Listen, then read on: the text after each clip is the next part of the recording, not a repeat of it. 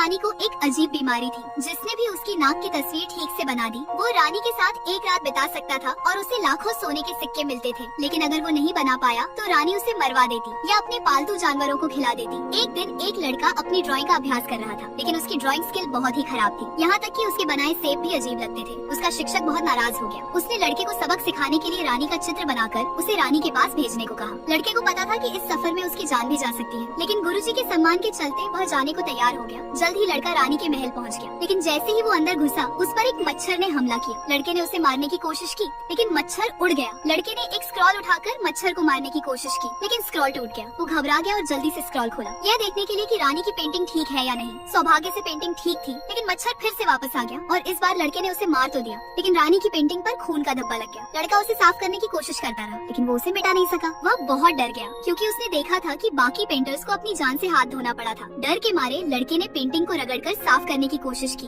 लेकिन इससे रानी की नाक ही मिट गई। अब वह बुरी तरह घबरा गया और सिर पकड़कर सोचने लगा कि अब क्या करे। तभी उसकी नजर एक पेन ब्रश पर पड़ी। वह तुरंत ब्रश उठाकर रानी की नाक फिर से बनाने की कोशिश करने लगा, लेकिन वह इतना घबराया हुआ था कि उसके हाथ से और भी लाल धब्बा बन गया। सिपाही उसकी ओर बढ़ रहे थे और लड़का कुछ समझ नहीं पा रहा था। वह बार बार कोशिश करता रहा, लेकिन रानी की असली टेढ़ी नाक नहीं बना पाया। जिसके बाद सिपाही उसे रानी के सामने ले गए। रानी के सिंहासन के पास उसे एक बाघ दिखाई दिया, जिससे वह और डर गया। डर के मारे उसने स्क्रॉल खोल दिया। उसे लगा अब उसका अंत आ गया है, लेकिन रानी की पसंद बहुत अलग थी। उसे लड़के का चित्र बहुत पसंद आया। रानी ने उसे इनाम दिया और जीवन भर के लिए पति बनाना चाहा, लेकिन लड़का नहीं माना, क्योंकि रानी उसकी दादी की उम्र की थी। रानी गुस्साई नहीं और उसे राज्य का मुख्य चित्रकार बना दिया। उसका गुरु अब उसका सहायक बन गया।